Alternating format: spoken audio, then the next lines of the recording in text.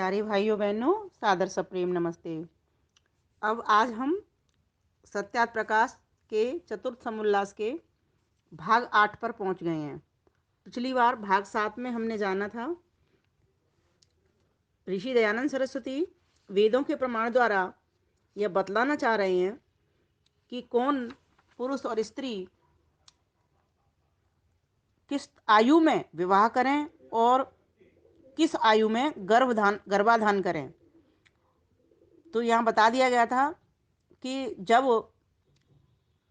मासिक धर्म प्रारंभ हो जाए उसके पश्चात 16 वर्ष की आयु निकृष्ट, 20 वर्ष की आयु मध्यम और 24 वर्ष की आयु उत्तम होती है विवाह के लिए। बहुत सारे प्रमाण भी दिए मनुस्मृति के, और इससे पहले भाग में, सप्तम भाग में, ऋग्वेद के भी प्रमाण दिए।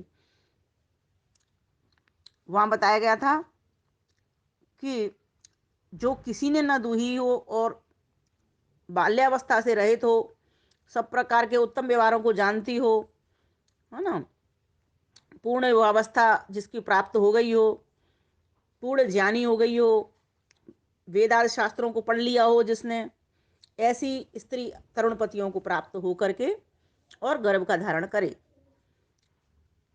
इसी प्रकार से पुरुष के लिए भी बता दिया गया था कि सब ओर से यज्ञोपवीत करे, ब्रह्मचर्य का सेवन करे, उत्तम विद्या से युक्त हो, सुंदर वस्त्र धारण करे, मीन्स पूरा अच्छी प्रकार से परिपक्व हो करके फिर गृहस्थाश्रम में प्रवेश करे, विवाह करे। यह यहाँ पर बात आई थी।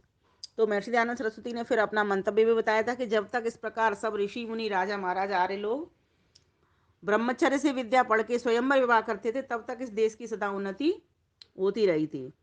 और जब से ये ब्रह्मचर्य से विद्या करना पड़ना, बाल्यावस्था में पराधीन था और माता पिता के अधीन भी विवाह होने लगा, तब से ये आर्यावर्त जो हमारा देश है वो दुर्गति की ओर चलता चला गया। बहुत बड़ी हानि इसकी हो गई। इसीलिए ऐसे इस दुष्ट काम को छोड़ करके सज्जन लोग स्वयंवर विवाह किया करें, अर्थात माता पिता बच्चों की मर्जी से, अर्थात बच्चों की प्रसन्नता को देख करके परस्पर विवाह उनका किया करें।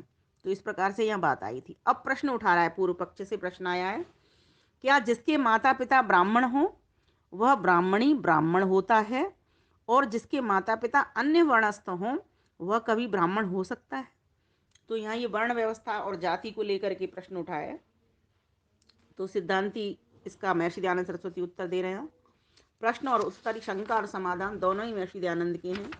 एक तरफ से पूर्व पक्ष का प्रश्न उठाया जाता है, दूसरी तरफ से सिद्धांत पक्ष की ओर से उत्तर दिया जाता है। तो बहुत ही ये समझाने का एक ढंग है महर्षि दयानंद सरस्वती का, जिससे हमें बात पकड़ में आ जाती है। क्योंकि ये प्रश्न जैसा उठा रहे हैं वो ऐसे हम सबके मन के भीतर भी आते हैं, हमारे ही प्रश्नों को लेकर के, और वो उत्तर दे रहे हैं।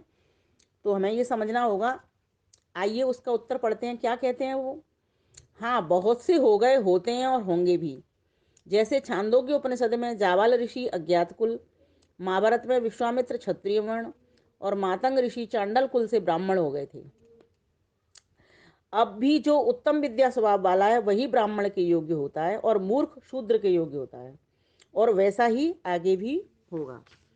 तो महर्षि दयानंद सरस्वती ने यह उत्तर दिया कि इसका फर्क नहीं पड़ता कि कौन किसके घर में जन्म लिया, जिसकी जैसी योग्यता होता है उस गुण कर्म के स्वभाव के अनुसार वो वैसे वर्ण का कहलाता है।